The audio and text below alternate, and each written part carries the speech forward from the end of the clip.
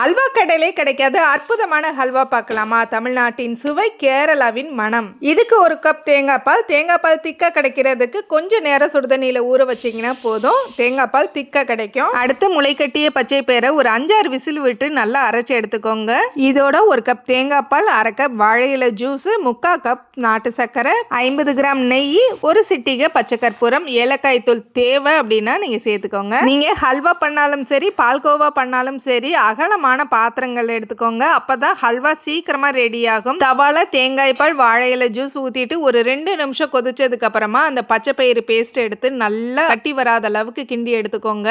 இந்த ஹல்வா செய்யறதுக்கு மினிமம் 15 இருந்து 20 நிமிஷம் ஆகும். அது மட்டும் இல்ல, முத்துன தேங்காயா இருந்தா நெய் தேவைப்படாது. நான் எலசான தேங்காவா எடுத்துருக்கிறனால எனக்கு கொஞ்சம் நெய் தேவைப்படுது. இன்னைக்கு இந்த ஹல்வாவை டேஸ்ட் பண்ற விருந்தினர் யாருன்னு பாக்குறீங்களா? நம்ம முருகப்பெருமான் தான். இந்த ஹல்வாவை உங்க குழந்தைங்களுக்கு செஞ்சு கொடுத்து பாருங்க. பள்ளி மாதிரி இருக்கிற குழந்தைங்க கூட பைல்வான் மாதிரி மாறிடுவாங்க.